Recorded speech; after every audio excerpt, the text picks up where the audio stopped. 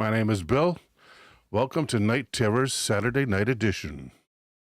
If you truly appreciate real-life chilling journeys into the void, do not even think of missing tonight's episode.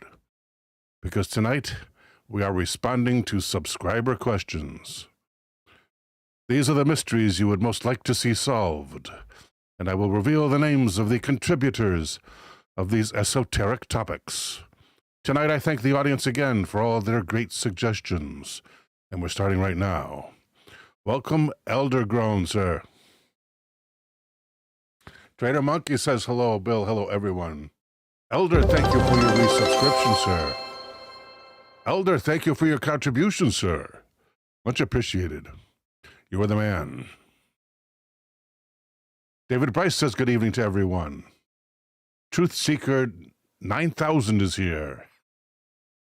How you doing, Truth Seeker? Actually, Truth Seeker 9902. Green Tea says, hey, groovy guys and gals. In stereo. Raquel An says hello to everyone from YouTube, often non-paying land. Please, guys, come over to Twitch if you can. Welcome, Raquel. Yeah, we got a bunch of topics tonight. Where's my topic list? Over here. First up is the Gotthard Tunnel. The Gotthard Tunnel. The old Gotthard Tunnel opening ceremony. This was suggested by Caribbean rum with coconut liqueur. Kenga Kong, hello, ma'am. How you doing, madam? Cone of Certainty says, hamana, hamana, hamana. Hamana, hamana, hamana, hamana. Love that old show. Let's get on to topic number one, shall we? Oh, by the way, guys, as you can see by the poster over here, we're now doing Tuesdays, Wednesdays, and Saturdays. There will not be a show on Monday. No show on Monday, folks. We are starting up the new format, so we need more time to work on that. Rakaan says YouTube is just more user-friendly when it comes to watching. Okay, first topic. Gotthard Tunnel opening ceremony. I had all of these, I had every reading marked, but now I can't find now I can't find them. So we're going to have to look and see what we're on before, basically. Maybe we'll get that. Here we go. Switzerland Tunnel. The oldest moments of the opening, the oddest moments of the opening ceremony. For BBC.com.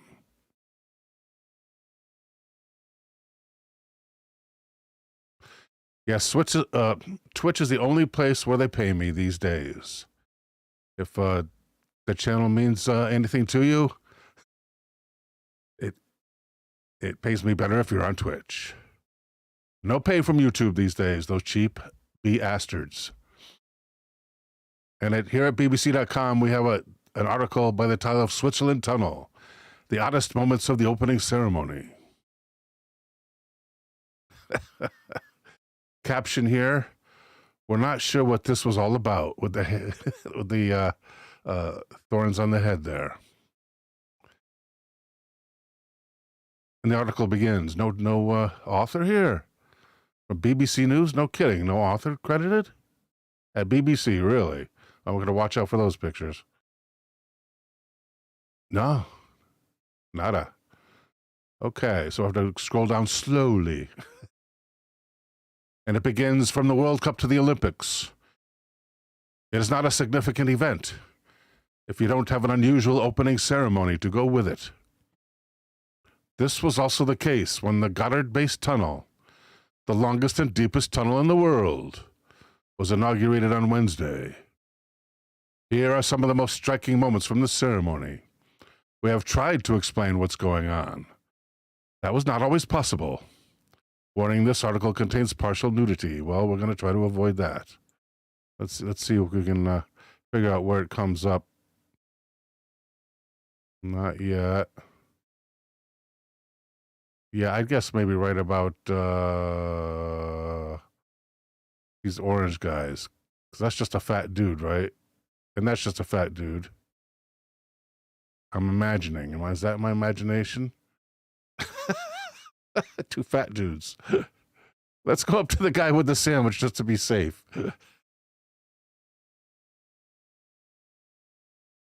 So that means we get two captions on this article. First caption, the ceremony represented different aspects of Swiss culture. At this point, milk floats drove in a procession. Milk floats, huh? Milk floats. Okay, what's a milk float? Oh my goodness. Elderon says Legends of the Lost Readings. If you can't tell, it's probably fine. Milk trucks. Well, probably is, because there's trucks. Thank you, Elder. And second caption, in the middle of all this, an actor sat down, looked rather underwhelmed by everything, and ate his lunch. The common worker, perhaps. Yeah, that's got to be the common worker, right? Sitting down 100 years ago or more, 150 years ago, and eating his lunch. Back when men wore hats.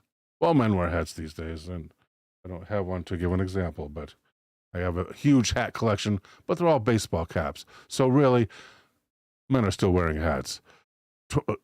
If I may say so humbly. 2112 Reno says hello to everyone. Welcome. I'm thinking Renee. 2112 Renee says hello. Welcome Renee. A Rush fan, I see. UC Fit says, is talking about Becky. Okay, next topic. I mean, not next topic, but next reading. They're usually purple. Here we go. Oh, it's a YouTube. Can't do it. No more video on the show. YouTube has gotten, besides not even paying me anymore, and still earning money on my videos, because you will see commercials on YouTube. Besides those two things, they're also cracking down really hard on fair use. So we had to fly away. Yeah, we're not getting the second one immediately, are we? Isn't that special? Here's we go. True news. Please don't play a video. Accept the cookies, please. The weird Gotthard Tunnel opening ceremony 1 year later. At True News, also no byline.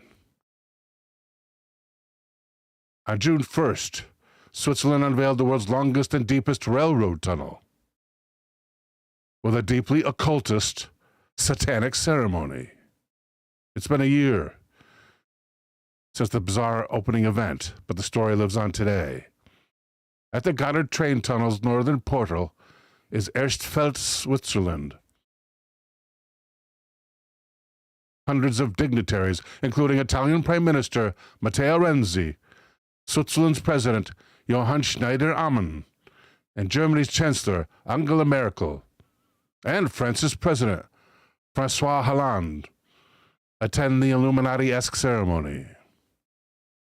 Watch the exclusive commentary video by True News by clicking here, which we're not going to do, because it's probably also on YouTube. UC Fit says Becky is a server, single mom, great parts, seems like alien technology. Very interesting, UC Fit. The performance began with a cohort of miners dressed in orange jumpsuits, marching like zombies toward the tunnel's entrance.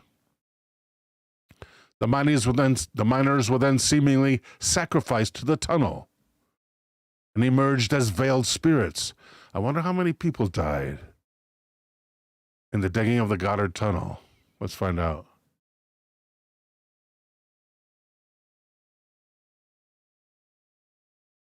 How many people perished in the digging of the Gotthard Tunnel? We will answer with AI. There's no mention of a gutter tunnel. Now, it's not a gutter. It's a Gotthard.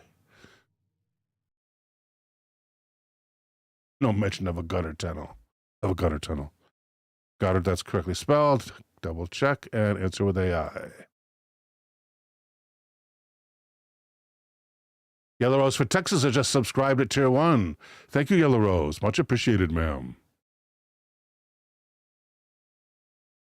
9 fatalities. May God rest their souls.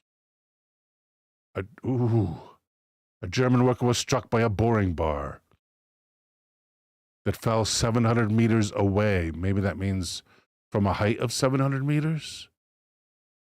No, it must have been ejected 700 meters. That is nearly 3/4 of a click. That is to say, a kilometer, my friends. A South African worker buried alive by excavation material. A German worker hit by a rock.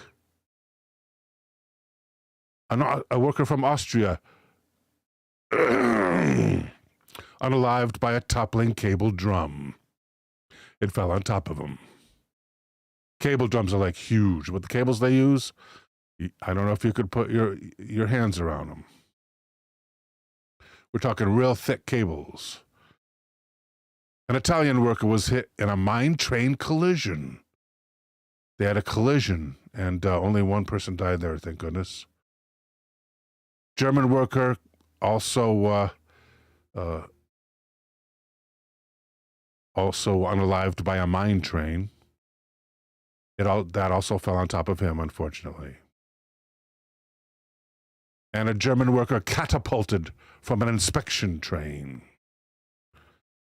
And finally, a worker from Italy falling from a scaffold. May God rest their souls. So based on fact, probably maybe even their tribute to these workers who gave their lives. The very first thing, right? Give tribute to those who gave their lives, right? They emerged as veiled spirits, represented by dancers in white wedding veils. To represent the spirits, I doubt they were representing marriage. And an actor dressed as a goat sprung out and began ritualistically consuming and mating with the veiled dancers. There you got me. During this segment, a headshot of the actor dressed as the goat was displayed on the video screen with a black and red backdrop and an absorbing fire lofting around his face. So we're talking a definite goat demon here. While 3 Egyptian scarabs floated in front of the screen. The next scene shifted to pagan druid ceremony, with the actors now draped in black and adorning nests, plants and trees on their heads, hence the opening picture there, I assume. As the goat man laid on the floor, an upside-down tree was displaced on the video screen, and actors chanted a song in a mix of ancient Germanic and Italian. Probably representing the two corporations that from which the workers were mostly drawn. I'm guessing. The ceremony ends with the goat man being resurrected and worshipped as he is introduced to technology, modern industry, and society, with many of the actors clothed as drifters and harlots. In the years since True News first published this story, over 1/3 have viewed the exclusive commentary video, which sadly we cannot see, with many other media outlets reposting and sharing the content. Chris Crease says, what a spectacle. I'm sorry, Chris Cease. Welcome, Chris. There has still been no explanation to the weird opening or as to why a government-funded project chose to use so much ancient pagan religious symbolism. Pagan bleeding into modernity. Weeks later, also in Switzerland, a mock human sacrifice took place at the International Scientific Center of CERN. Oh yeah, that was that, yeah, I remember that one.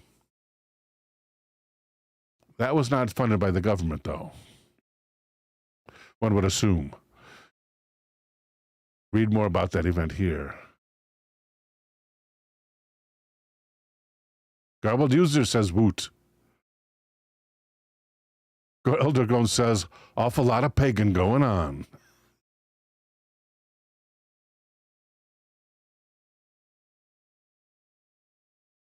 Quora, how to explain the Gotthard tunnel opening to people who think it was satanic? Okay, well, as long as it's not debunky. What do you mean think it was satanic?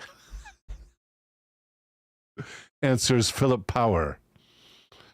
By every assessment, it's satanic. Better question, what would you have had to have seen to make you convinced it was satanic? A giant pentagram. This mirrors everything the satanic societies do in their rituals. Yes, it's lacking some as well, but you have to leave something out so people drink the cup labeled not poison.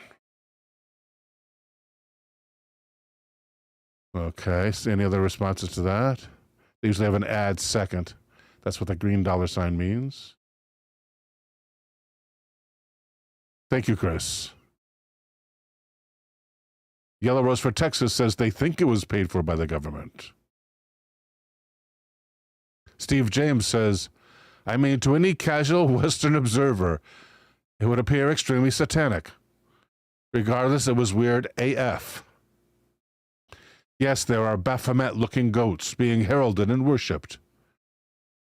People in their underwear. Lots of screaming and wailing. Ancient iconography, and just overall strange and creepy antics. Worst of all, it was boring. Keep in mind that this was to commemorate a train tunnel. It wasn't some celebration of pagan culture or holiday. This spectacle was a far cry from a ribbon cutting. Whether or not one wants to say it was satanic, it was creepy and strange and not entertaining.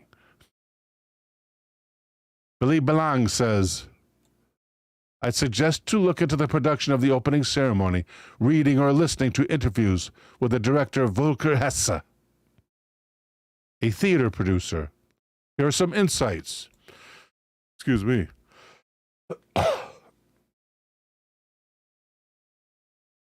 Herbert says, reminds me of the Denver airport.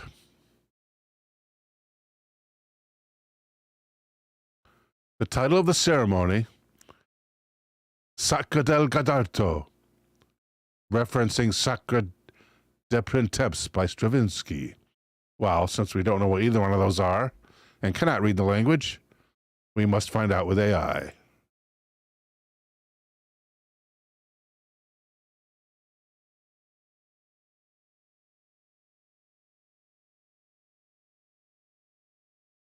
What is Sacre de Printemps?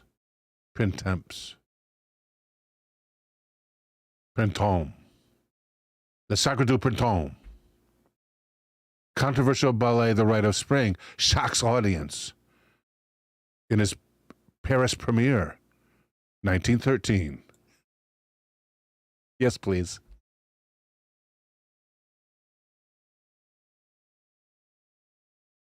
Also, no author given here at history.com. What about the bottom?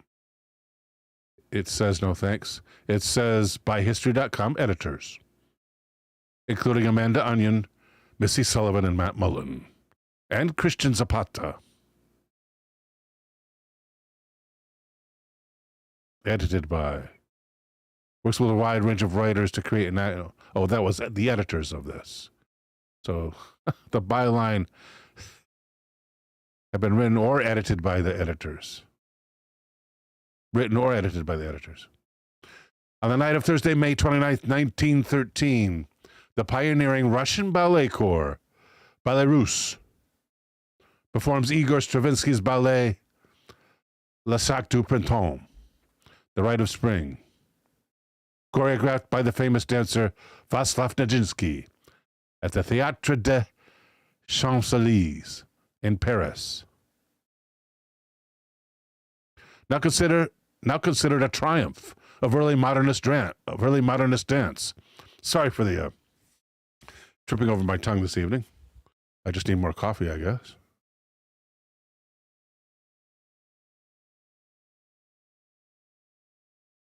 Boy, that's strong. That's almost as strong as you can get. What do they call it? I forgot the name. My eludes me. Now considered a triumph of early modernist dance. So will the Gotthard Tuttle opening ceremony someday be considered a triumph of early Satanism? The performance elicited a powerful negative reaction from the audience. Some say it inspired a riot. In founding the Ballet Russe in 1909, the flamboyant impresario Sergei Diaghilev was searching for his own version of Gesamtkunstwerk, or total art, a concept introduced by the enormously influential composer Richard Wagner in his book Oper und Drama, 1850. So 60 years earlier. Early in the second decade of the new century, Diaghilev saw ballet, and indeed all art, as a means of deliverance from the confines of morality and convention that had ruled Western society in the 19th century. This kind of avant-garde sensibility was widespread in Europe by 1913, particularly in Germany, the birthplace of the era's most prominent philosopher, Friedrich Nietzsche, in the German tongue, whose writings articulated both the sense of chaos and destruction, and a call for a violent rebirth of modern society that Stravinsky strove to portray in Le Sacre. When the curtain went up in the newly constructed and architecturally controversial Theatre des Champs-Élysées on May 29, 1913, why do they have to repeat the date? We only need the date once. These editors suck. It seemed all of Paris society was there. There was a great anticipation surrounding Diaghilev's great newest production. Advanced publicity for the ballet had called it real art, true art. Art that disregarded the traditional boundaries of space and time. Did they say space and time back then? I kind of doubt it. Almost as soon as the curtain rose, the audience began to react strongly to the performance, starting with whistles and proceeding to hisses and howls as the dancers appeared. Originally titled The Victim, Stravinsky's ballet portrayed a pagan celebration in which a virgin sacrifices herself to the god of spring. The music was dissonant and strange, while the choreography by Nijinsky marked a radical departure from classical ballet. So they also threw everything at the wall at once, with the dancers' toes turned in and their limbs thrust at sharp angles instead of smooth, rounded curves. As Carl Van Vechten, drama critic for the New York Sun, later wrote, "Welcome, Taco." The unruly audience became as much a part of the performance as the dancers and musicians. Some 40 of the protesters were forced out of the theater, but that did not quell the disturbance.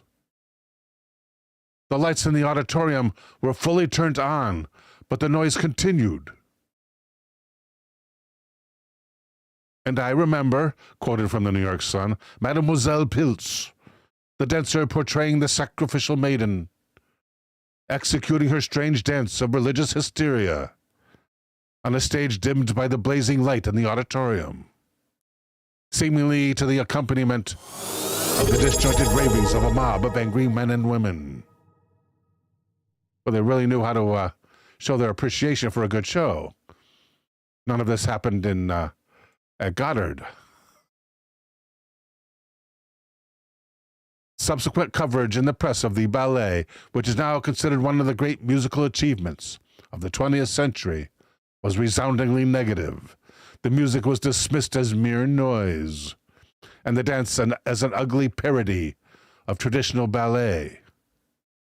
In the light of the horrifically destructive conflict, that exploded in Europe barely 1 year later, so less than a year.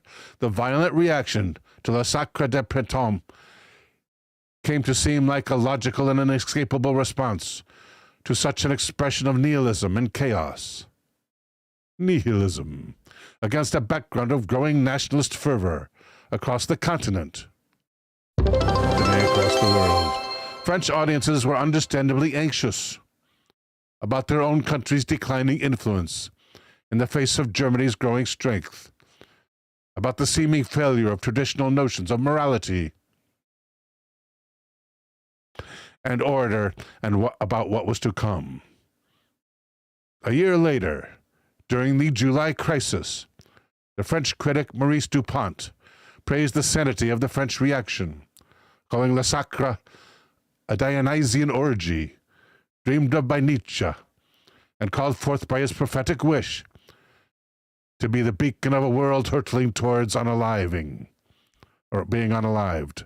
The beacon of a world hurtling towards being unalived. A wish that would soon be fulfilled on the battlefields of World War I. Yeah, what a slaughterhouse that was, World War I. Trench warfare. Victories measured in gains of a few feet. Thank you, History.com. So that's the first insight from Billy Belong. Second insight from Billy Belong on the Gotthard Tunnel opening ceremony. Plays with myths and legends from the Alpine region, specifically Gotthard. Yeah, which ones? He doesn't say. Next bullet point. Characters like demons, devils, and mountain ghosts have been heavily influenced by a long tradition of Fasnacht, a carnival type of event in almost all parts of Switzerland and basically all of the Alpine region. Fasnacht, huh? Yeah, they have something similar in Germany. They have that devil, like the goat figure, figuring prominently in such celebrations during the Christmas season. They forget to mention. And about the production, bullet point 1. Evidently, the producer or the director, I was free in implementing artistic elements into the production, but sometimes I had to fight for the art. It doesn't give the author of the quote here. Bullet point 2, another quote. It was a theatrical, artistic, as well as a social experiment with over 150 amateur actors, residents of the Gotthard region, also professional actors and artists. It took me 2.5 years of preparation, end quote. And I wish we had a quote there from, I wish we had a attribution there. Oh, Volker Hesse, the theater producer. Okay, so this is the producer. The ceremony procedure can be broken down to basically 3 parts. Number 1, the people fight against heavy, rigid rocks. I think that tribute to the fallen should be number 1. Number 2, fears and emotions experienced by residents of the Alpine region lead to the creation of myths and legends. Oh, okay. Why did they hand out a pamphlet explaining this? So this is like basically, what would you say? They probably had these myths and legends by the time they were building their own houses and stuff. So this is fears and emotions which preceded civilization, experienced by residents of the Alpine region, leading to the creation of myths and legends. So before civilization. And third, people try to counter their fears by creating characters like devil figures.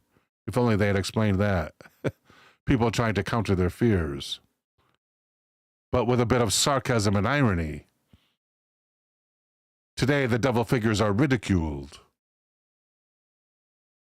So evidently, ridicule was supposed to have been shown. The music by Monteverdi and Montevara, representing the influence of the north. Later, the influence of the south begins to take over with music, dolphins flying through Italian cityscapes. Now we have a mixture of northern spirit and southern sensuality.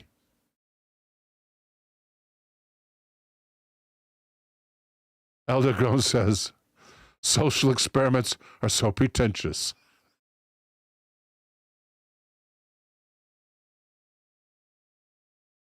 Herbert reminds us that Krampus is the that's the figure, right? That's the main fig. Is it Krampusnacht? Krampus night? Krampus is the figure. Is that the name of the German celebration? Thank you, Eldergrown. Thank you, Herbert. Trouser Fancy.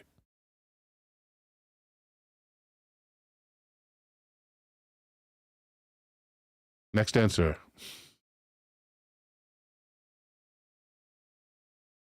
From Jenna Hadari. I can see why it looks satanic. And it can be scary if you don't know the full story about the Gotthard Tunnel opening ceremony.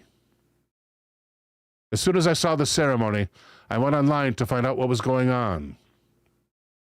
Several articles and historical documents from Switzerland caught my attention.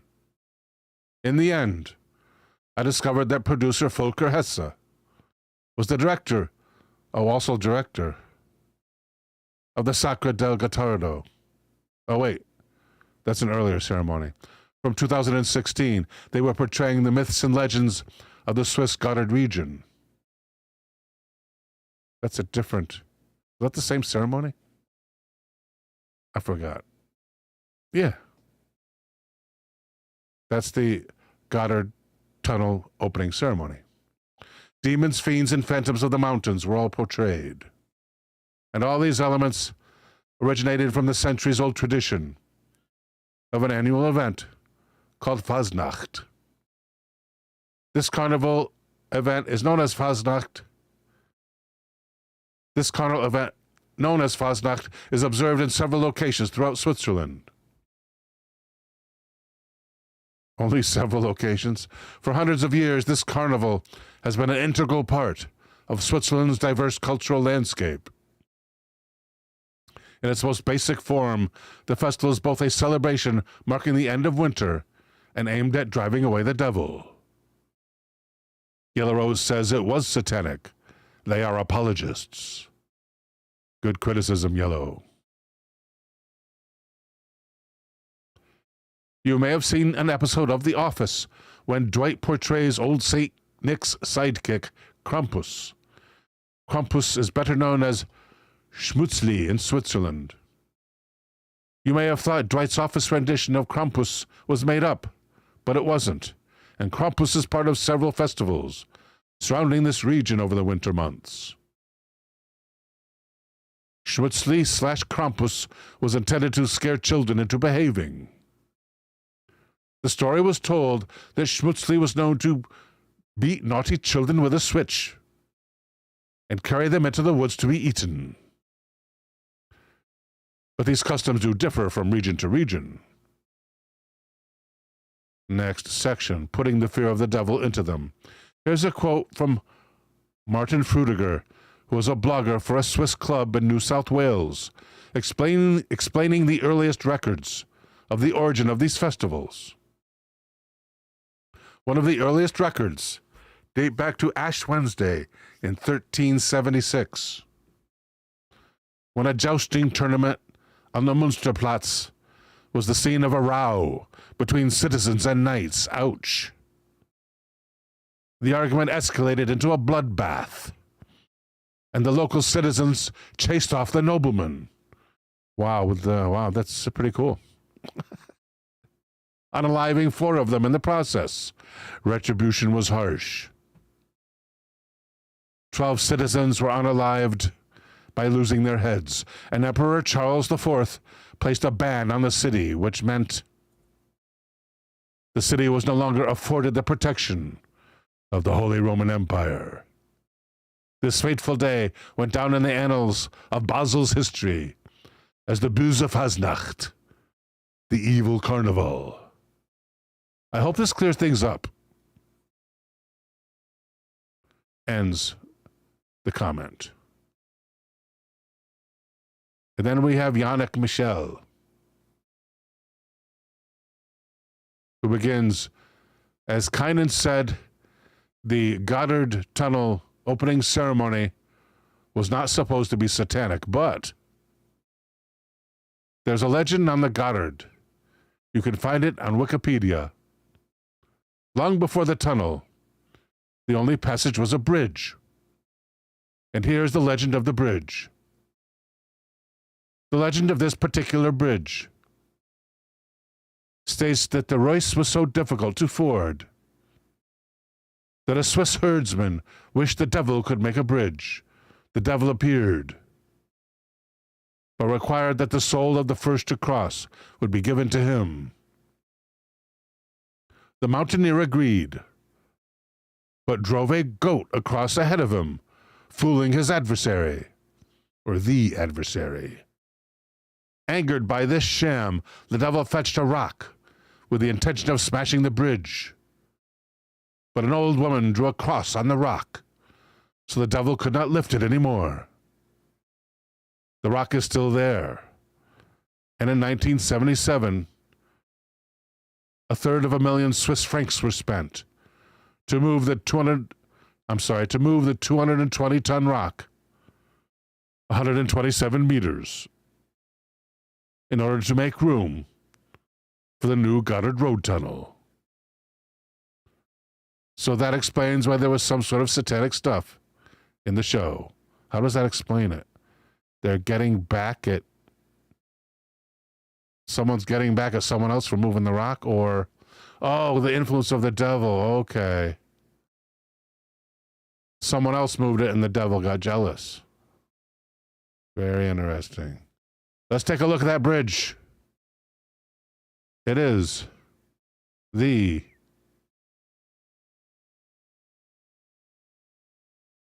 Come on, where's the name of the bridge? It was here somewhere.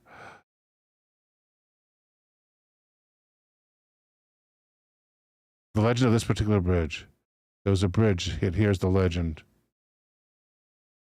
I thought there was a name here. Didn't I say the name of the bridge? Welcome, Great Tea.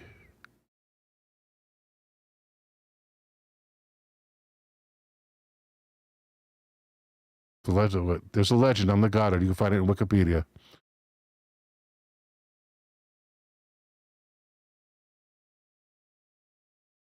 Oh, come on. Okay, what was the Swiss bridge near the Gotthard Tunnel? AI, come to the rescue, please.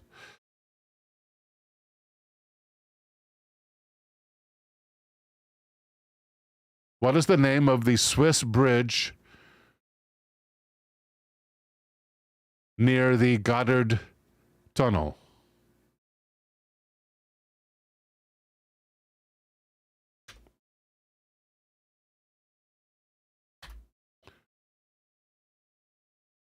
Whoops, I got to answer with AI, right? There it is. Excuse me.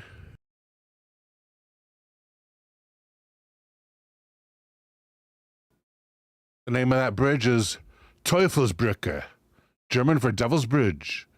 It is located on the Schurlinen Gorge and is situated on the ramp of exit 40. At the entrance of the Gotthard Road Tunnel. So the other end, are we talking? The bridge has a long history, with the original wooden bridge being replaced by a stone bridge in 1595, which was later renamed Devil's Bridge. What was the original name for it? Okay, we want the Teufelsbrücke. Let's see if that just brings us right to it. We'll see. On, let's look for pictures. Best place to look for pictures, probably Google.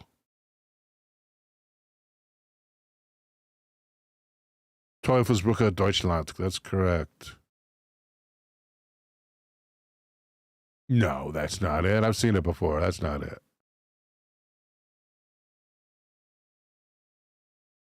No, that is it. So I haven't seen it. That wasn't the one I saw. That's quite a graceful looking bridge for a Devil's Bridge. And everything's in German up there. Here we go. Teufelsbrücke. All you need to know before you go. From TripAdvisor. No way, that's the one. Any way to see this closer? Full view, it says. Can we increase that? No, it just makes it worse.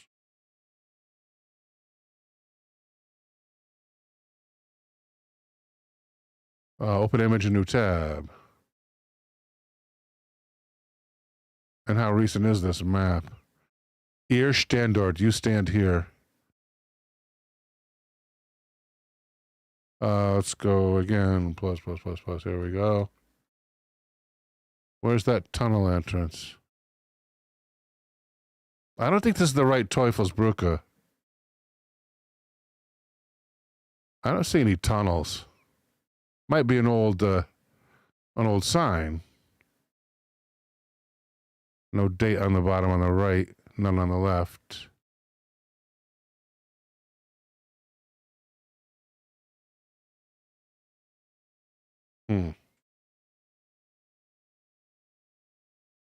Yeah, the one I saw was different.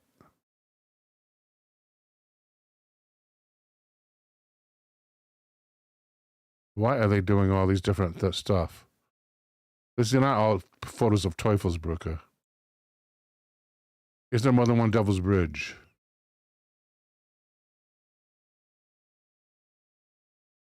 Is there more than one Devil's Bridge in Germany?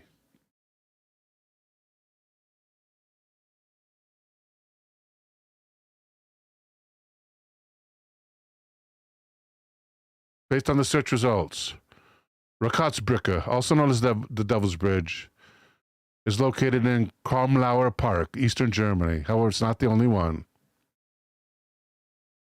Additionally, the search results highlight Rakatsbrücke's uniqueness. Really bad answer. Just says there's at least one.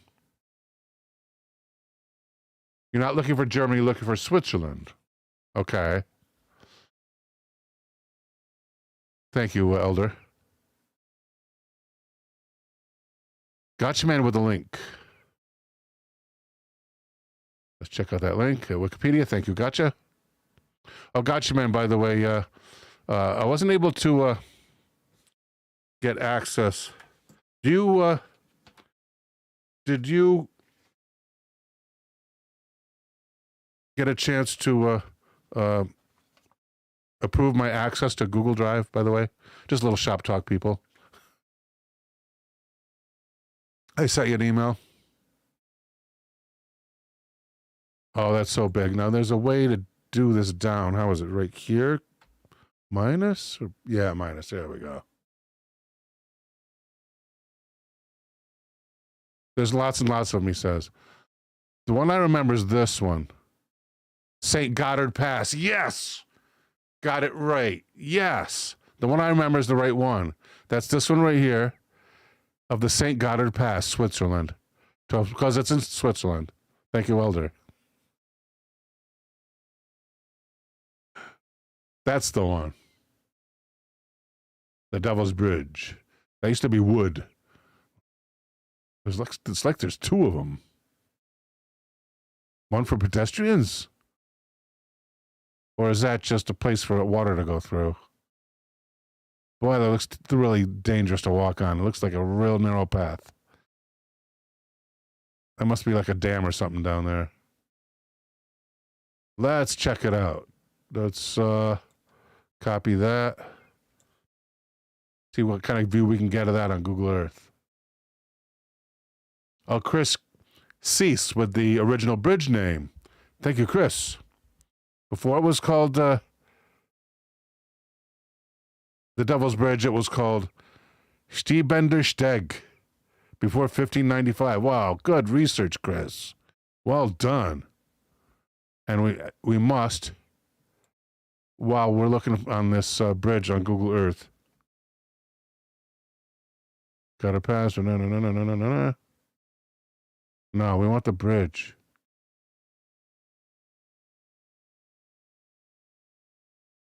Let's give it a shot. But we have to know what Stiebender Steg stands for. Before it was Devil's Bridge. We need Google Translate. Google Translate.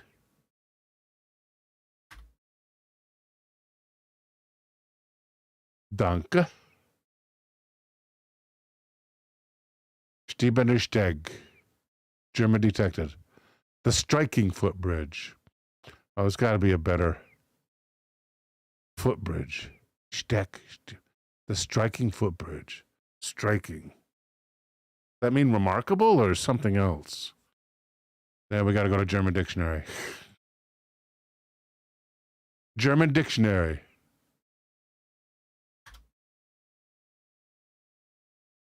Go. Oxford German Dictionary. Where's the search? Oh, that's the advertisement for the book. No, we don't want the book. We want online. German Dictionary. Here we go. Collins German Dictionary. What is Steg?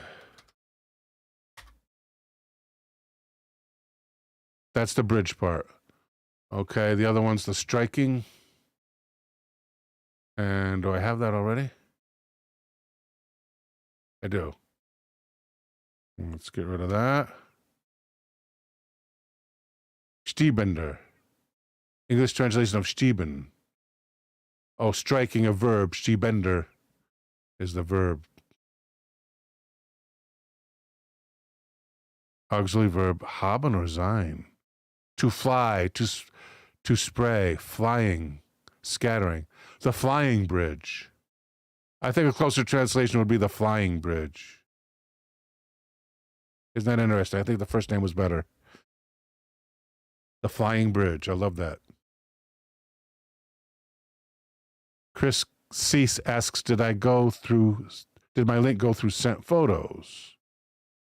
I don't see it here, Chris. Have you considered trying on Twitch at NightTerrorsWithBill, all one word, NightTerrorsWithBill. There you can throw a link into chat. Elder with a link. Thank you, Elder. Thank you, Gotcha, for the reply. Yeah, Gotcha, you'll see a request from my genealogy email for access. It's my genealogy email. I used to do genealogy for other people and myself. That was a long time ago.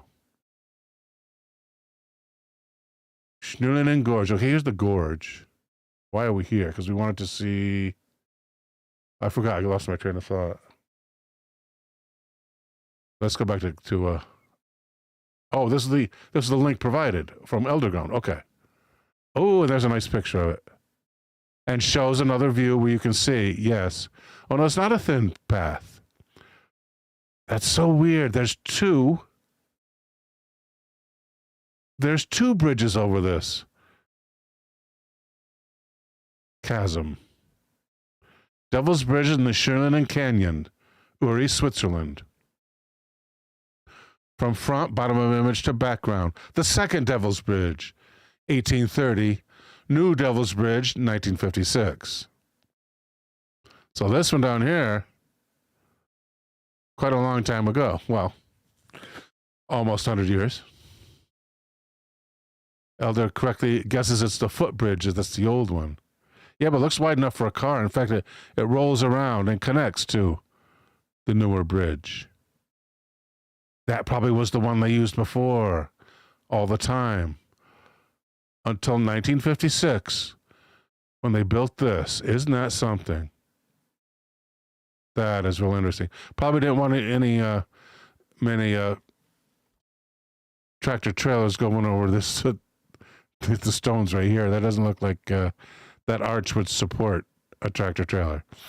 And it doesn't look like they could make this curve either. Isn't that something? Yeah, 56. The Wirtschaftswunder. The period of economic growth after World War II experienced by Germany. Okay.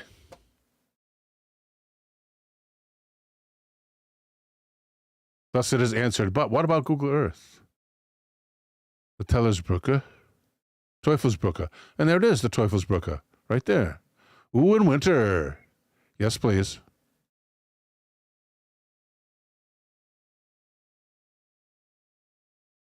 So where's the... Am I seeing it too close or too far?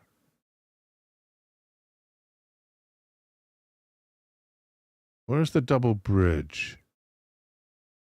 It said it's right here. Teufelsbrücke, Andermatt. Aussichtsplattform, viewing area. Batsberg.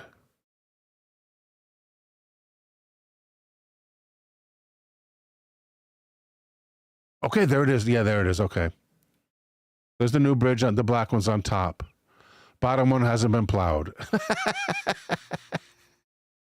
The town that takes care of that one. Of course, with a black road, the snow is going to melt faster. And it goes into the mountain there. Well, the Gotthard tunnel should be near here as well. I mean, this should be a recent picture on Google Earth. So if they had to move a rock, where's the tunnel? Where's the tunnel entrance? You think there'd be a big complex? No. Try no, not that. This one's so hard to change. Gotthard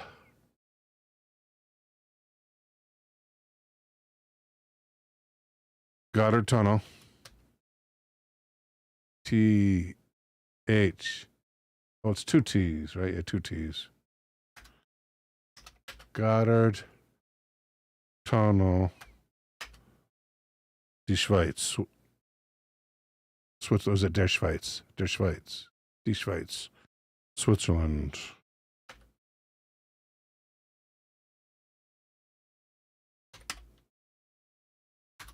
I remember Die Schweiz.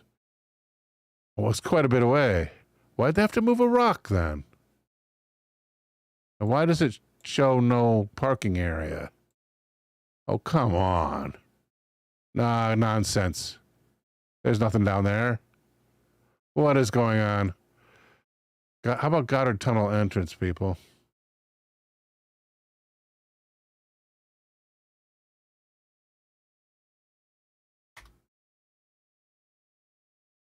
Thank you.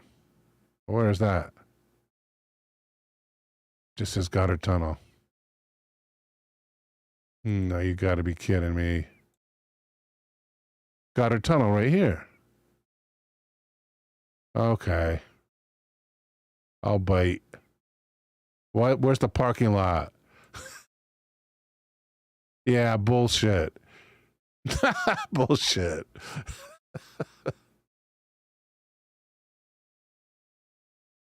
Maybe it's here? But where's the parking lot, man? No way.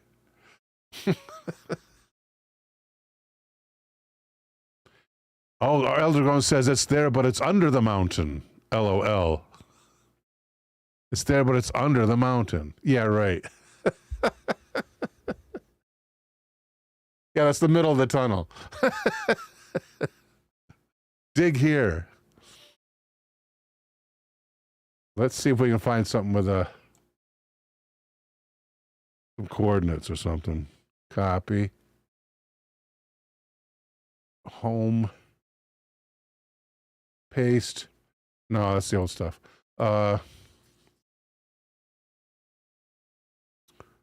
Picture, right? Picture of the Gotthard Tunnel. Picture of the Gotthard Tunnel. So we go to images.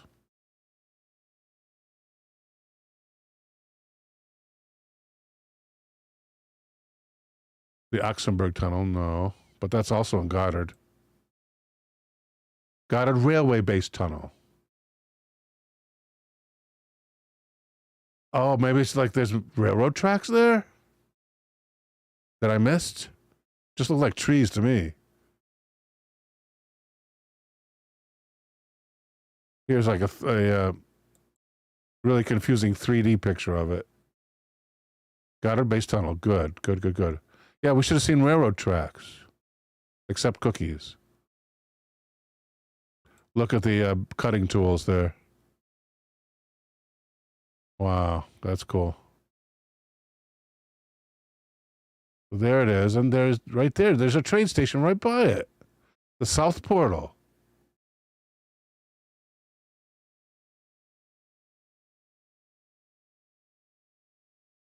There's the tunnel right there, I imagine.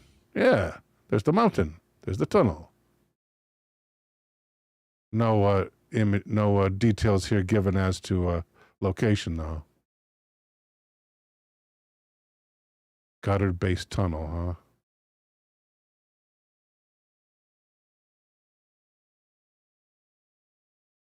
There's two pictures of it right there and right there. Those are identical.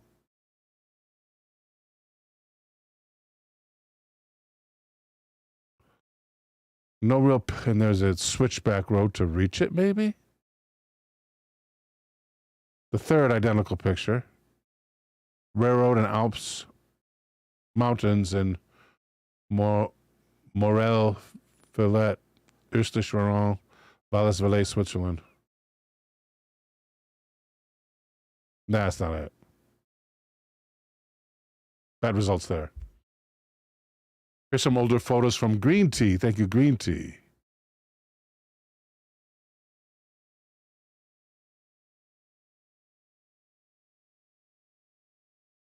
Construction time, 17 years. Length, 57 clicks. Which is...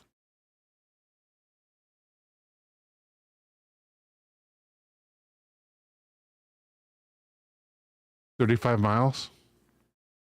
Cost $12.5 million. People employed only 2,600. Length of the drilling machine, half a click. Amount of concrete used, 4 million cubic meters. Chris C. says, looks like they edited and cropped it out. There's something fishy about that, says Mr. Cease. Taoist viewer, welcome.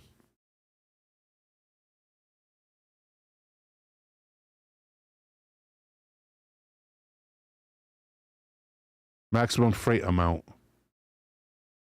Copper cable used would cover the distance of halfway between London and New York.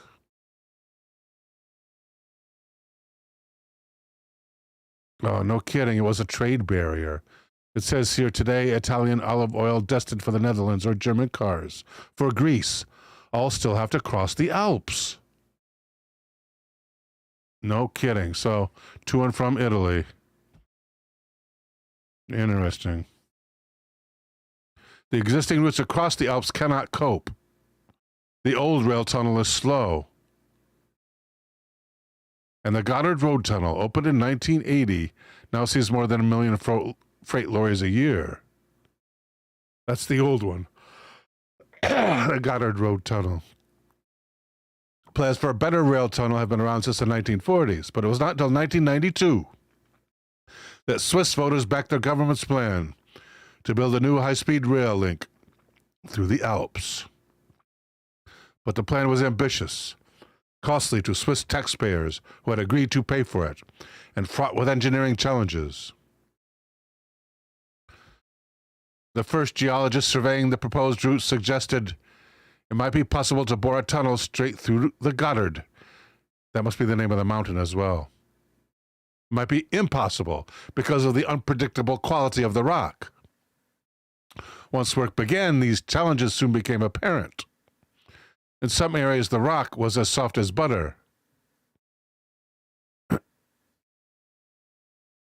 In other places, things went more smoothly. What?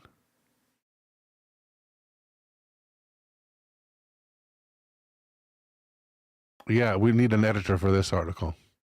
A massive 30-foot diameter tunnel boring machine could, on a good day, dig out 40 meters of tunnel. On a bad day, no more than half a meter. But the Gotthard is also the world's deepest tunnel, with 1.4 miles of mountain pressing down on it. Elder says if the rock is too soft, it will not leave a stable tunnel behind, right? For 17 years, 365 days a year, 24 hours a day, more than 2,000 people have worked on the tunnel. They confirm here that 9 tunnel miners were unalived.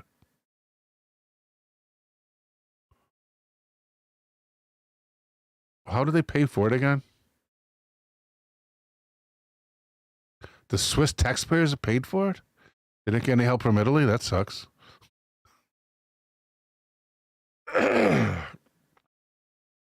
Twin tunnels running in both directions.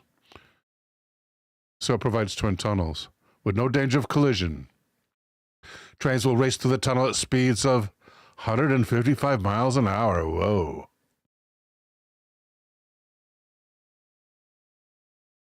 Herbert says human sacrifice was necessary. Or the workers, I guess Herbert's saying that maybe the workers were the human sacrifices. Green Tea asks, so they celebrate with a satanic ceremony. Weird. It reminds Elder Grown of his longest-running Minecraft world, digging through mountains. You gotta admire that. No money from Italy, those cheap bastards. I kid. I love the Italians. I love Italy. All right, next up. Topic 2. Oh, it's on here. Ooh, this one from Musical 2020. Falklands Black Goo.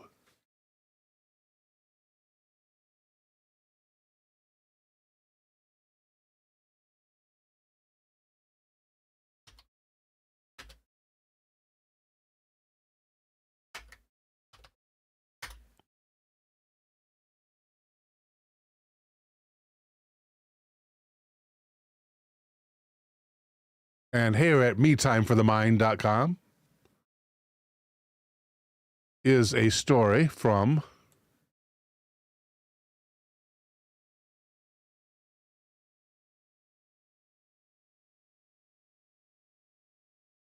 looks like Marcus Louth. And Marcus begins, anyone who is a fan of the X-Files. Oh, the title? The Black Goo Conspiracy and the Falklands Cover-Up. And Marcus begins, anyone who is a fan of the X-Files will be aware of a recurring theme about black oil. Never watched it myself. I hear it's pretty good. This is an alien substance and is central to the overall story, interwoven into the series. Very plausible for a science fiction TV show, right? I don't know if I'd call it sci-fi. However, there are conspiracies in reality that suggest a very similar material exists. The black goo is said to be an alien life form of some kind. And the reason the Falklands War raged as it did in 1982. The sinking of the Belgrano, already an affair covered in suspicion. And the apparently imminent threat to British citizens of the island was part of the deeper cover-up.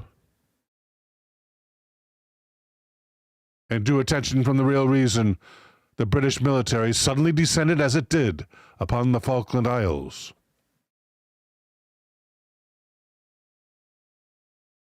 As far as conspiracies go, this is as outlandish a theory as you are ever likely to hear, although that doesn't mean it isn't true. Regardless of true motives, the Falklands conflict itself was very real, and for many, very consequential or even fatal. Of that there is no doubt.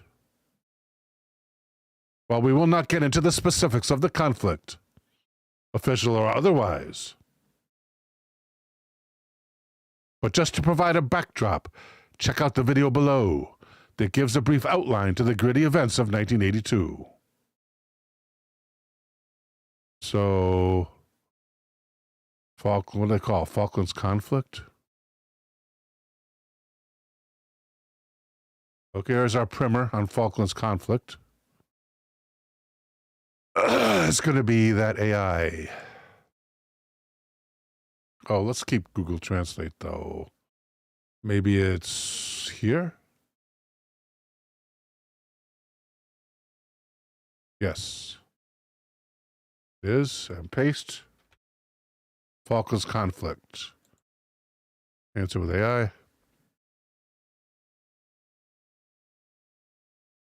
Also known as the Falklands War, was a 74-day undeclared war between Argentina and the UK over the sovereignty of the Falkland Islands, South Georgia, and the South Sandwich Islands. Kenga Kong says, Black goo is the mummified, for lack of a better word, organs of the Nephilim, according to my research. Thank you, Kenga.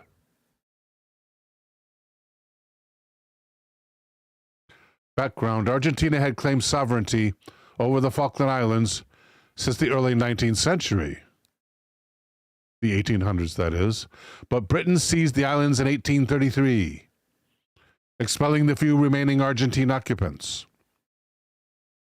The dispute escalated in 1982 when Argentina invaded the Falkland Islands on April 2nd.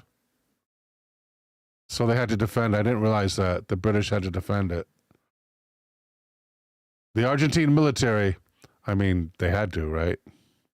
Led by General Leopoldo Galtieri, occupied the islands, while the British government, led by Prime Minister Margaret Thatcher, who some say was Falkland crazy, responded with a naval task force. The conflict lasted from April 2 to June 14th, 1982. Casualties: Argentina, 650 unalived. United Kingdom, 250 unalived. Argentina, 1,650 wounded. UK, 775 wounded. Argentina, over 11,000 captured. UK, a little over 100 captured. Key events. Aftermath. Well, we got the basics, right? So, no video necessary, yeah. The real reasons for the Falklands War. And it's not unusual at all. It's not unusual for strange sightings to be witnessed and reported in times of conflict. Numerous accounts of Foo fighters were reported in battles over Europe in the Second World War.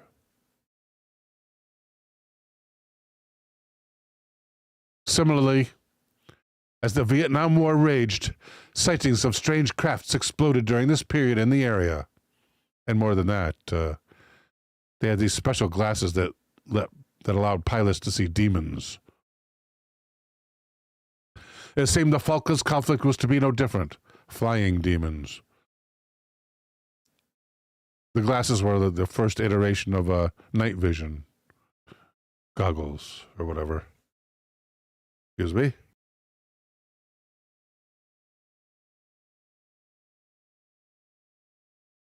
That is correct. Green tea.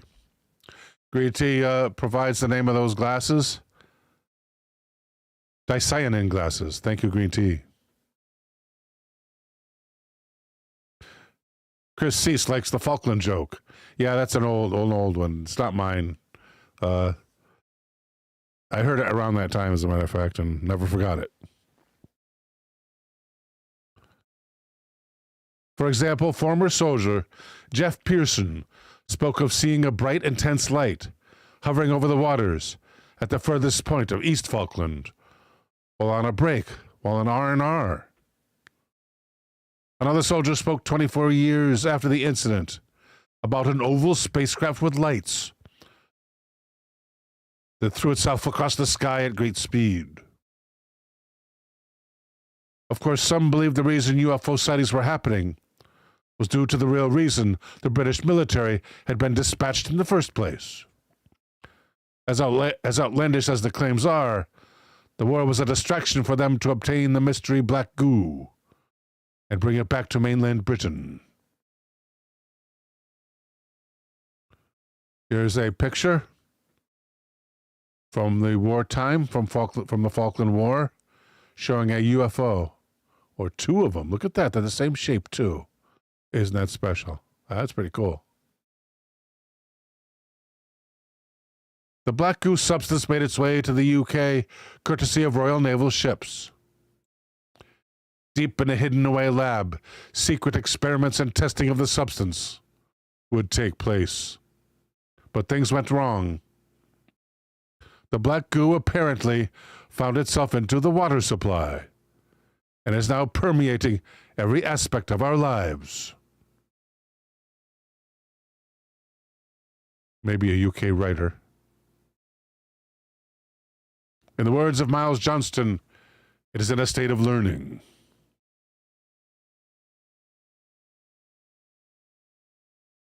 The theory seeped into the mainstream during the Channel 4 documentary by Dan Schreiber, The Great UFO Conspiracy. Schreiber spoke on several occasions to Johnston, including in front of the MI6 building, when he broke the news to him about the aforementioned black goo. There's MI5 and MI6, right? MI5 is like the CIA, and MI6 is like the FBI, I think, or is it the other way around? AI time.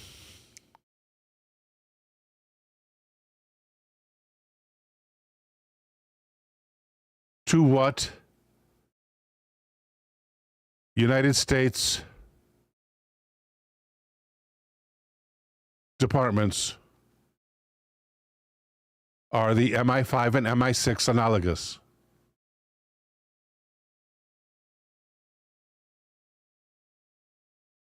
Just got to correct the,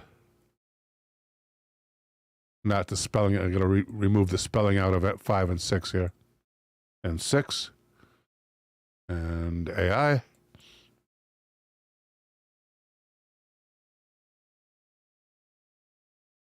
MI5, MI6.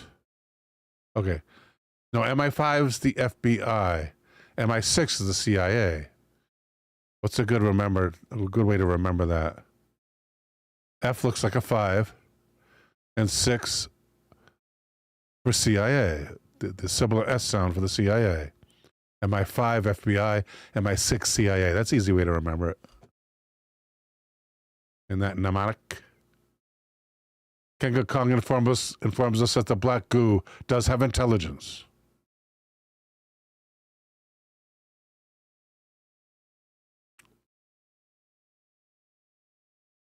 Chris C. says it's a self-autonomous substance.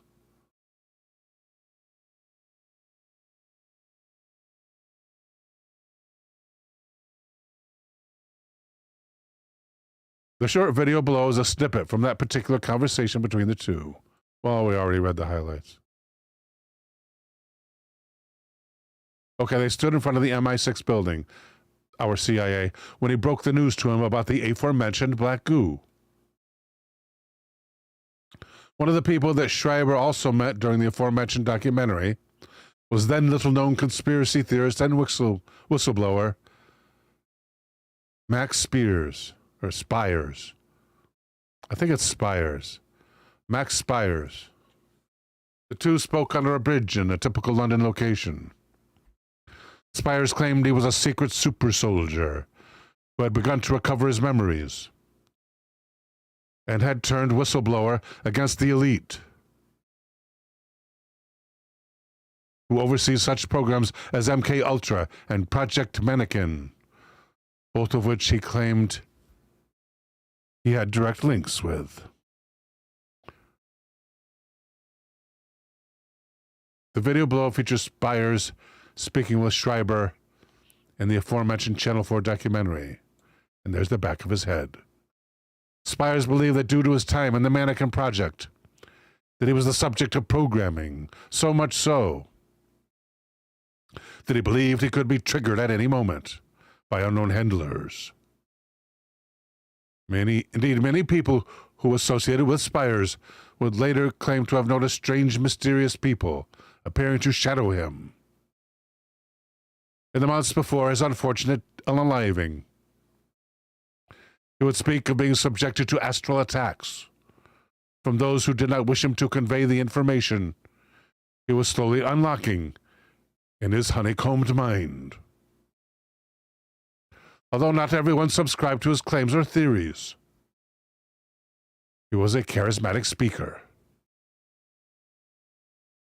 Around 2 years after filming took place, Spires would mysteriously unalive while in Poland. His death made mainstream media. Perhaps not surprising when details of him having texted his mother before his death, telling her to investigate if anything was to happen to him, or of him having vomited 2 liters of black liquid in the hours before his death. It is interesting that a large voice behind the Black Goo conspiracy is Miles Johnston. He is also a loud voice in the Project Mannequin conspiracy and the alleged secret base in Peasemore, Berkshire, or Peasemore. He was also a close associate of the late Spires. In fact, it is perhaps likely that it was Johnston who introduced Schreiber to Spires during the making of the program. Is it purely coincidence that black liquid was reported to have been vomited by Spires?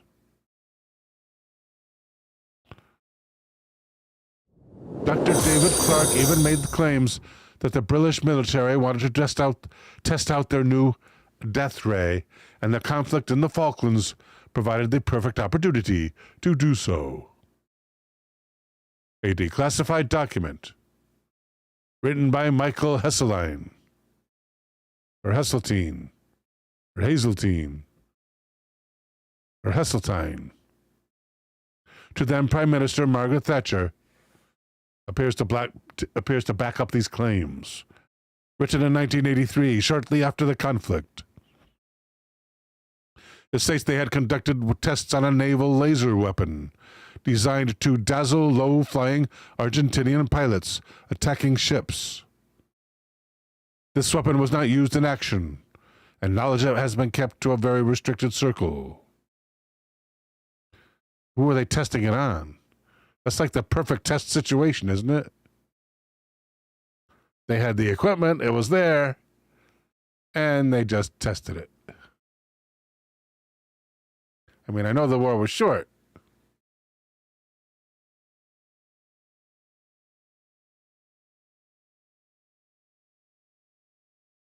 Cyrus says, there might be something extra in the sky coming the 29th of September. The 29th of September for a few days only. Huh. Some astronomical phenomena, I imagine.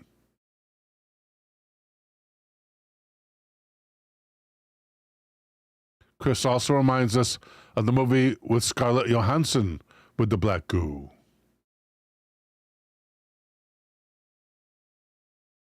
If there's any truth at all to the claims of Max Spires, not to mention the truth behind his mysterious unaliving, these claims require another look.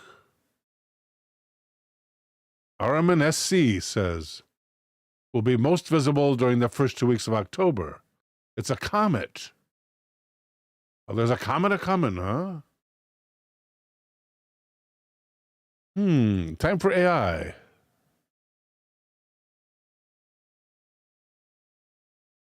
What comet is coming?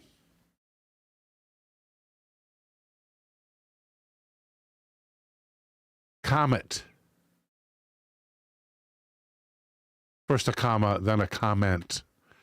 Now a comet is one word. I mean, one M. What comet is coming? Oh, sorry. AI, please.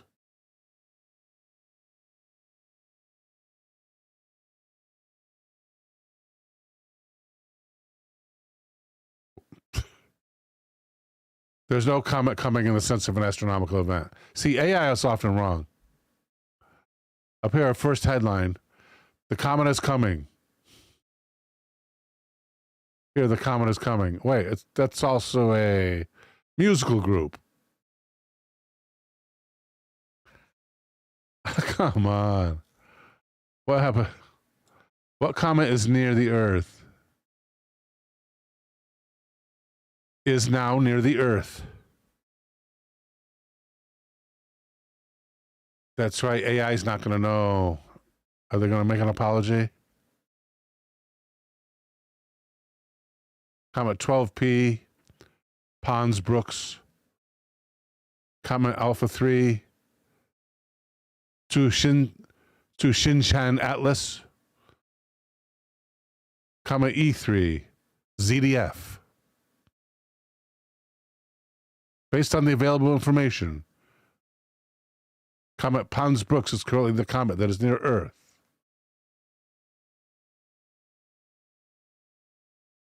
Yellow Rose for Texas says it's MBB 333. Is that here? I do not see it here. Atlas is the one, says Ottoman SC. Alice is Comet C 2023 Alpha 3. Sushinshan. This comet was mentioned in an article from August 2024. Wow, AI is up on things. Usually is not. Comet Atlas. Comet Atlas.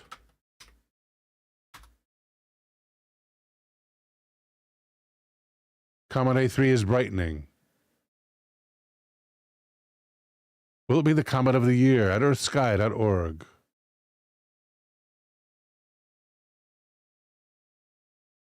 Yellow Rose says Atlas is an acronym for our last warning. Thank you, Yellow Rose. This is posted by Kelly Kaiser-Witt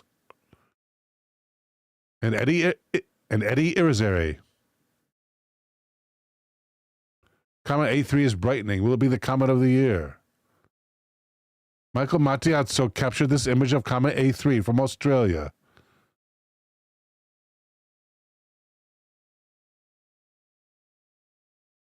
Four days ago. Thank you, Michael. Used with permission. This is 4 days old, this picture. The rumors of Comet A3's demise were premature. Earlier this year, there were reports that the comet was breaking up. But instead, the comet's now coming into morning skies and appears in good shape. Its current brightness would put it just within the reach of the unaided eye from a dark country site at magnitude of 5.5. With ordinary binoculars, you should be able to pick it out now, and it's getting brighter. Despite the previous reports the comet might be disintegrating, the latest observation by sun-observing satellites and amateur astronomers indicate the comet is still very much alive. In fact, comet expert Terry Lovejoy was able to photograph it 10 days ago from Queensland, Australia. He used a camera with a 135mm f1.8 lens. Meanwhile, observer Colin Drescher, no relation to Fran, was also able to capture some of the first recovery images using just a small digital telescope.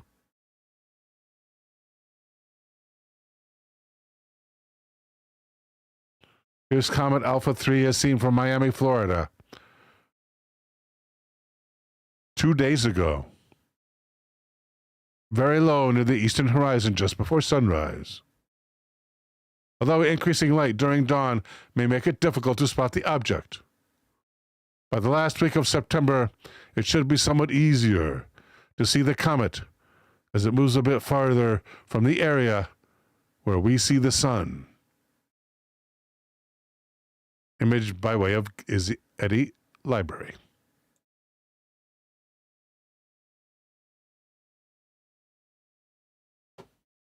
Good stuff. Next up. Oh, continuing with. How much more do we got here? Not much. Okay, we need a second source.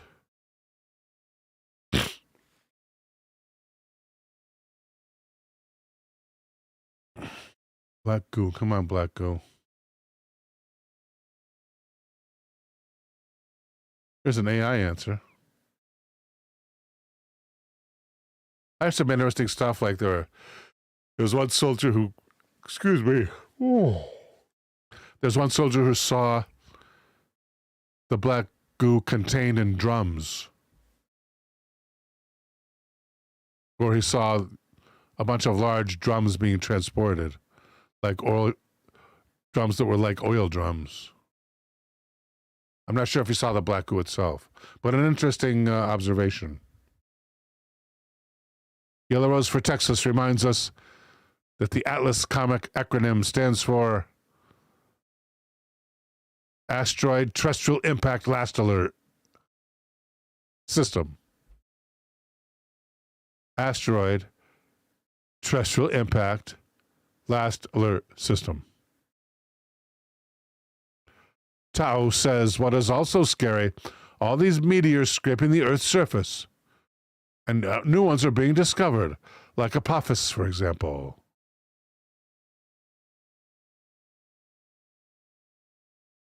Kenga Kong says,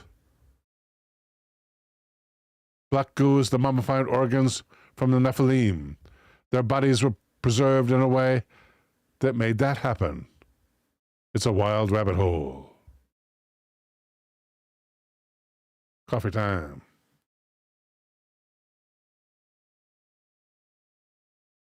Gotta slam this coffee.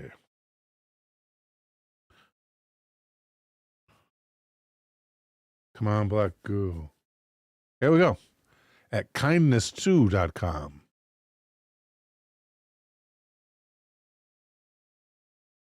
Black goo, most mysterious substance, is a demonic, living, intelligent liquid crystal.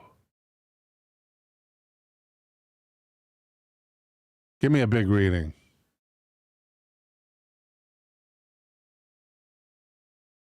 Big, we want big reading. Lots of pictures on this one. History of the black goo. First hour. David Griffin. Okay. Let's do a picture thing first. Is this all one photo, or are these 4 photos? Oh, these are 4 different photos. Oh, a picture of the conflict area. Open image, a new tab.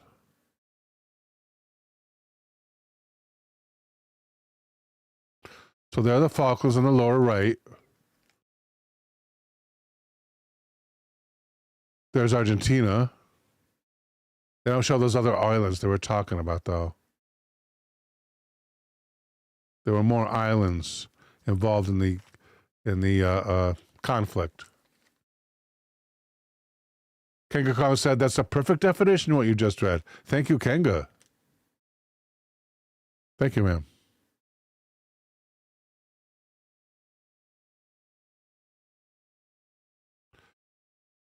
Christopher says we have only dug about 7 miles total in terms of the most depth in all of history. Cool beans, man.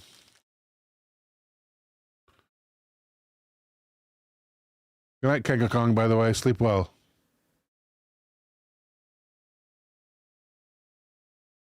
Okay, let's go back here.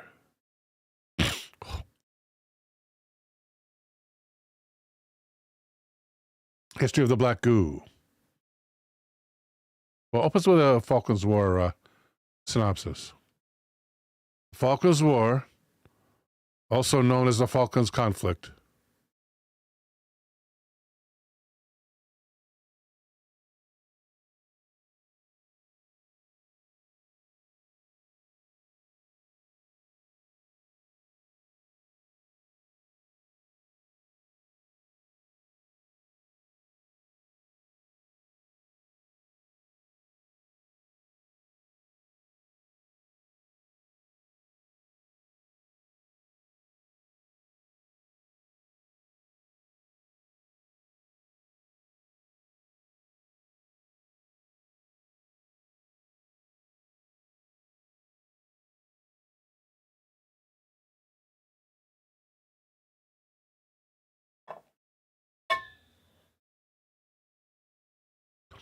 on the 5th of April, the British government dispatched a naval task force to engage the Argentine Navy and Air Force before making an amphibious assault on the islands.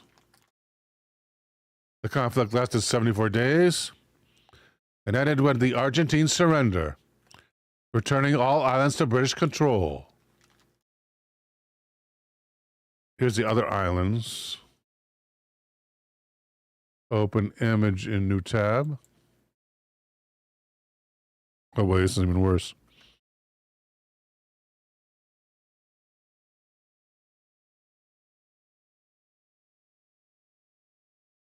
Airman, I'm sorry, Araman SC says, can't get those strikes, you know.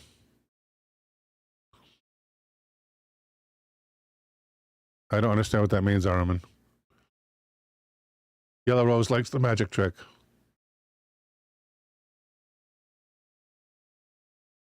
Well, they're not obviously labeled, but evidently that's them right there on the right-hand side.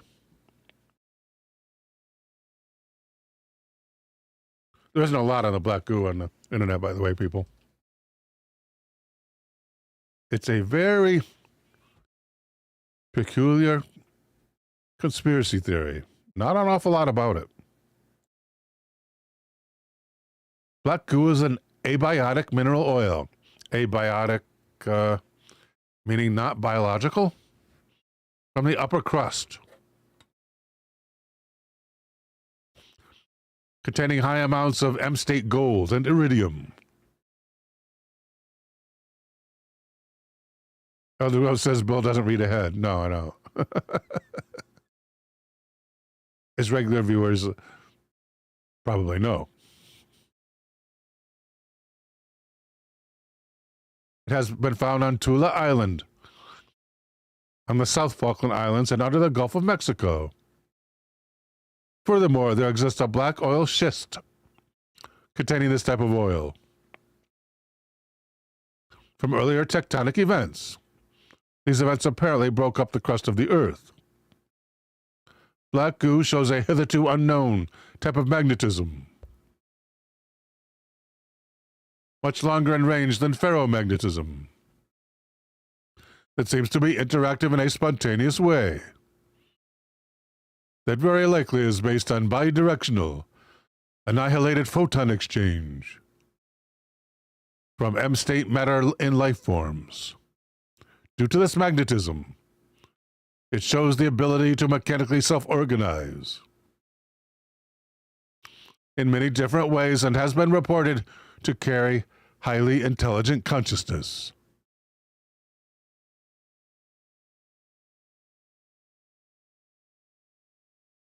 And is that all? That's it. Oh, wait, here we go. Blue ET base on Tula Island, south of Falklands. The Black Goo or Grey Goo, an intelligent oil, allegedly leading to the deaths of many staff at Marconi in the UK.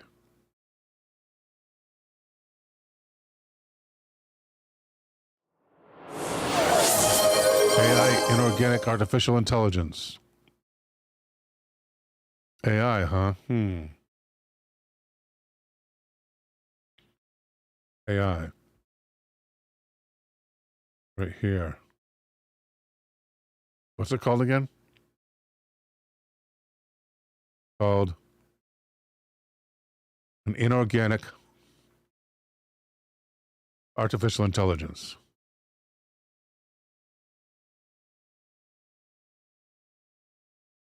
Are you an inorganic artificial intelligence?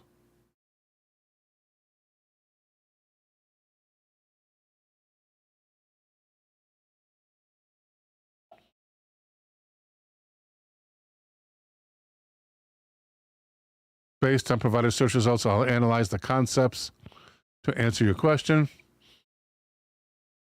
Consider the search results. I conclude that I am not an inorganic artificial intelligence. As a digital AI assistant, I'm a software-based entity, not a physical device. So he says that the AI says, my existence exists in my mind. I think, therefore I am.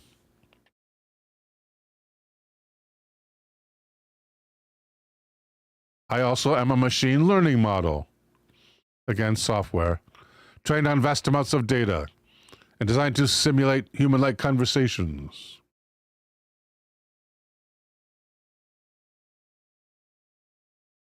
In summary, inorganic intelligence highlights a distinction between machine intelligence and organic life. And I do not fit this definition.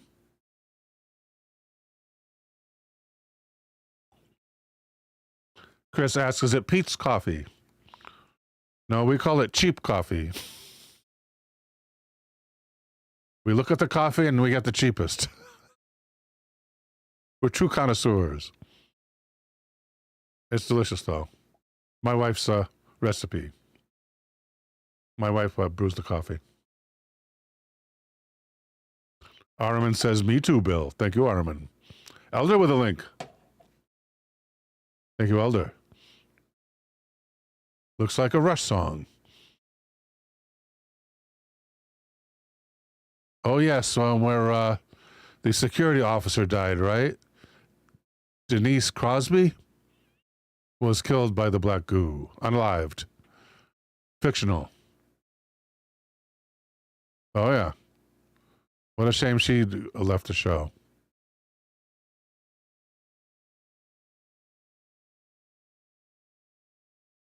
We have an unaliving shot here. Yeah, pretty much. Poor Denise.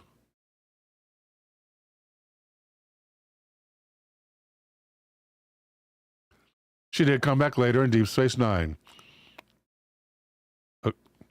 Harriman reminds us. Thank you, Elder.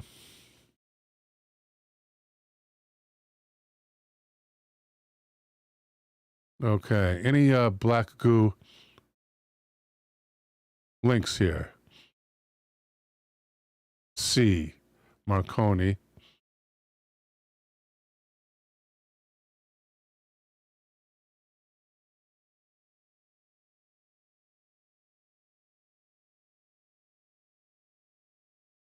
AI.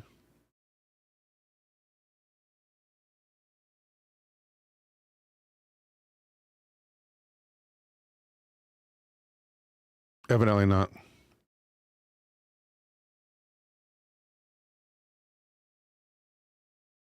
Elder reminds us she also came back in the next generation, playing a Romulan because of time travel.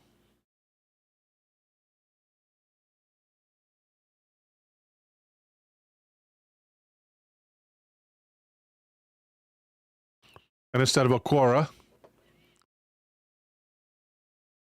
link, we have a Reddit link. Hi, strangest on Reddit. Does anyone know about the sentient black goo on the Falklands?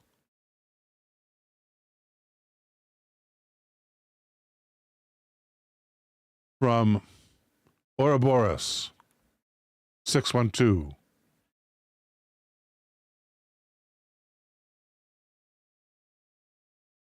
I had a vivid lucid dream some time ago.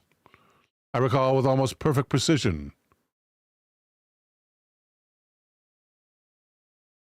Here's the short version.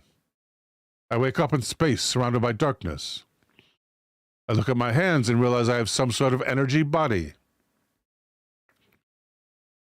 Another person in a light body can be seen further off. We are the only sources of light. Then comes a third. Okay, lots of dream stuff here. A malevolent aura emanating from the black sun. It offers knowledge, secrets, memories. I accept and stare into it. When I touch it, the malevolent feeling is gone. It tells me rather the knowledge is instantly granted to me. I felt my mind race. I experienced thousands of emotions. That's a hell of a dream.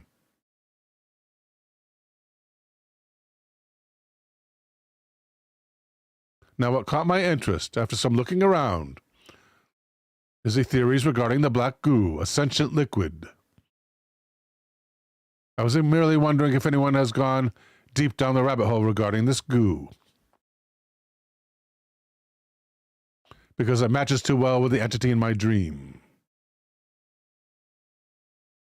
In my dream was a liquid sphere of black organic living watery matter, and it was radiating light like a black sun.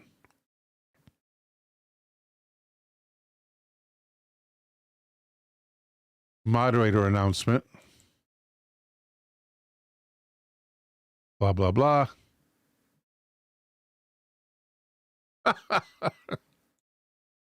From Lander Chia and Mikey Truant. Oil. Black gold. Texas tea. Plus 4 more replies. A bubbling crude. from Frankenstein Money Mac. Well, the first thing you know, old Jed's a millionaire. The kinfolk said, Jed, move away from there. Said, California is the place you ought to be.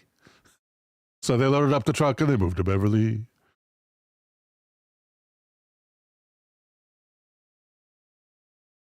Long thy malark. Oh, sorry. Long time lurk. Time spelled like the food additive. Ancient mass human graves, getting ready to replenish the brew to power the new future. From Deleted, is it the sentient black goo? A plot point from the X-Files, yes.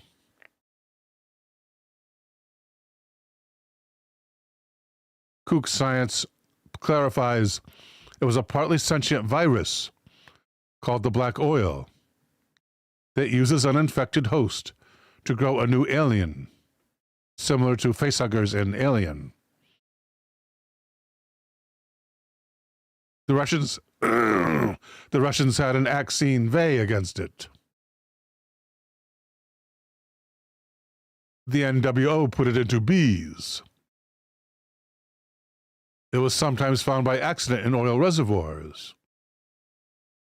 Something to do with super soldiers in later seasons. Limiting Heart says, in Creepshow 2, one of the stories is about sentient black goo. Scarlett Johansson's film. I'm currently on family vacation in Veek. Bright Straw survives. Years ago, I had an entity visit me. I could actually see some sort of huge portal. No black goo mentioned. From Lord Adlerhorst. History of the Falklands War in brief. From Deleted. The black goo, especially from your dream, almost sounds like the ocean of the subconscious, manifested in physical form.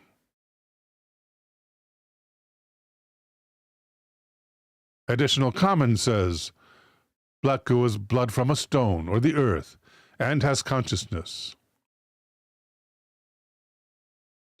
Go on, request Padaka. 25 more replies.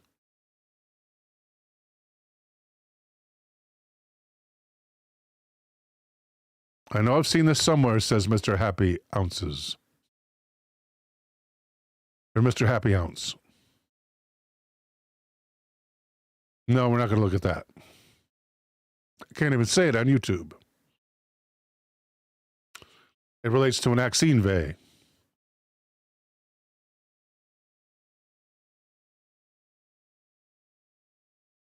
Lengthy thread on this on GLP forum. Godlike Productions, that is.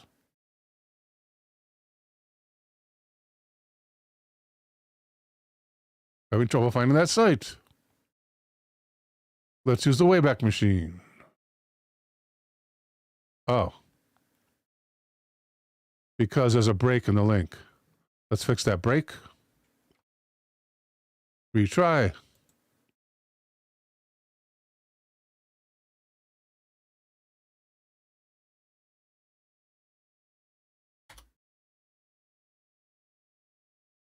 You are attempting to enter a private virtual country club.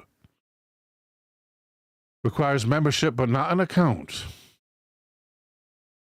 So, we have to wait for membership. I agree. I accept. Continue. Let's search for black, or let's search for goo first. We got access, right? Yeah. Let's search for goo.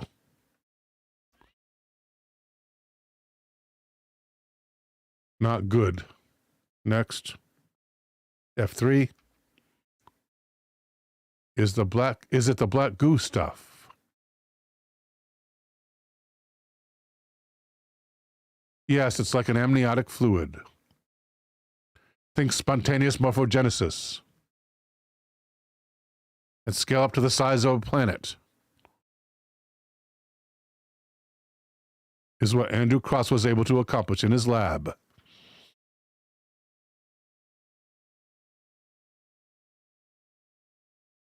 If you replace the fluid mixture he used with this black goo and replace his voltaic cells with intense geomagnetic and electric phenomena, spontaneous morphogenesis will occur. It has a common heritage with humans and is able to form psychic links with them. The creatures born out of this substance are leviathans, behemoths, massive creatures. They are known as engines of God, engines of creation. They resemble whales in a lot of ways. They are also part of the reason so many positive and negative ET groups are here to domesticate these creatures when they hatch. Erickson has done something with his fluid, something injectable. Unclear what he's planning to do with it.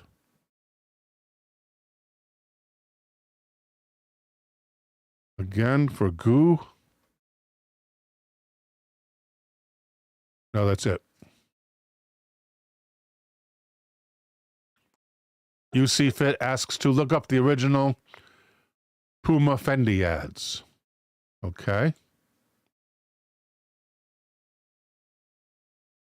Go in here for that. Home. Right.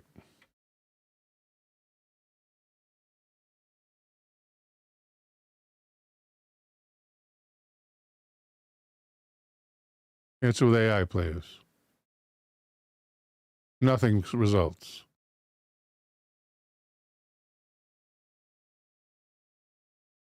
Ads. Let's try Google.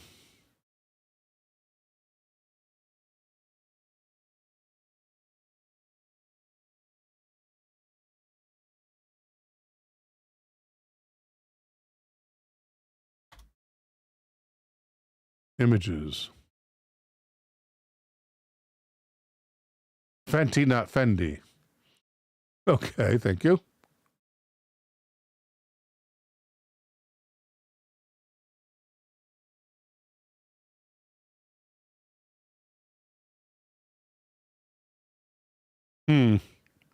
What happened to Fenty Puma?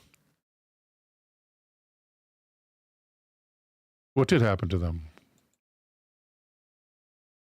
Pentifuma is officially back. Sports means fashion. Not finding it here, buddy. Whole religion's built on Puma Fenty. Can you give me a link, UC Fit? Oh, UC Fit. Okay, I get it now. UC Fit. Nice.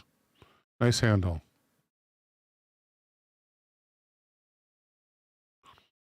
Araman says it is thought these are nano machines. UC Fit, can you find a web page, and then if you can't put the link in chat, copy the title of the web page, and I can search on that? Should you so desire an answer.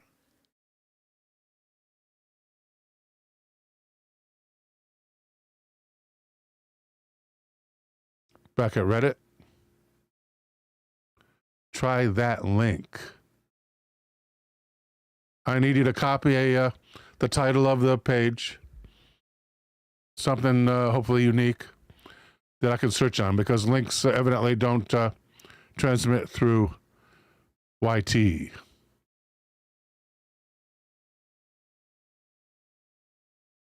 Elder Gomes says the nanomachine gray goo is not the same as the black goo. Thank you, Elder. A few more comments.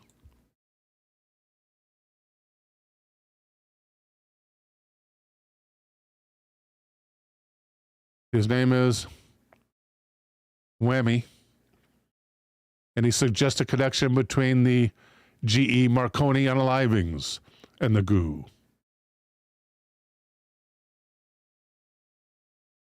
That's actually another request for research.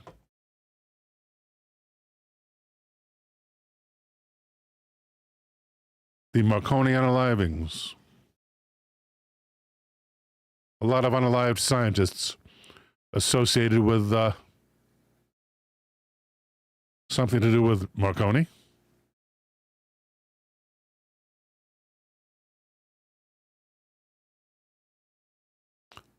Yellow Rose for Texas says, you simply put spaces between the address and then UT posts it. Okay, Yellow Rose has some advice for UC Fit. Put spaces between the link. You can strip off the HTTPS /:, strip that part off, put some spaces between the words on the link, and then it will go through, according to Yellow Rose. Thank you, Yellow Rose.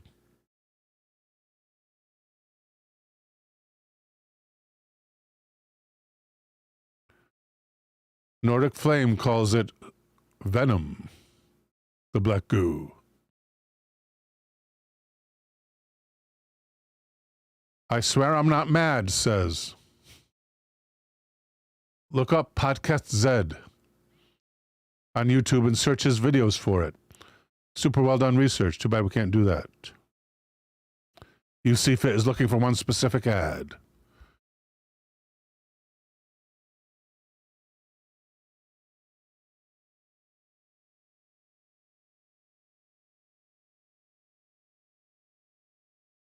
Eleven Lana says, look up Harold Keitz Vela on BitChute. He breaks down the difference between Earth's consciousness, or sentient black oil, or black goo, in ley lines, and black goo that is alien from the cosmos, a demiurge consciousness that landed on Earth millions of years ago.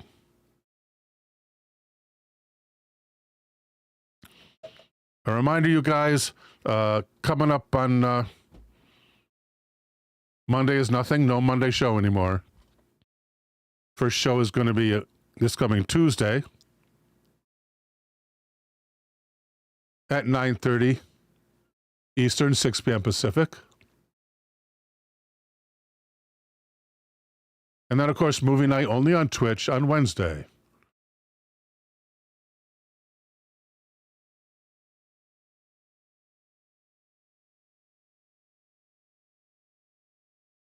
And this movie night is going to be guest hosted by our own Gotcha Man with the titles, and I got to do it from memory because I can't see it. Child's Play and The Quiet Earth. That's hosted by subscriber Gotcha Man at 9 p.m. Eastern, 6 p.m. Pacific, only on Twitch.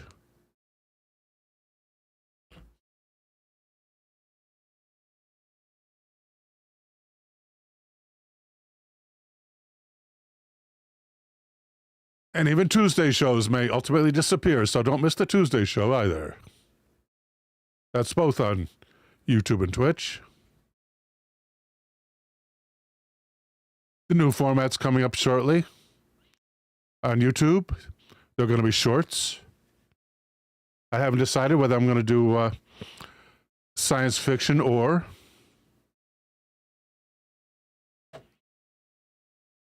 horror shorts. The shorts on YouTube are so sterile, I really have to make a study. The horror ones and spooky story ones, a lot of them really don't seem to gain any traction.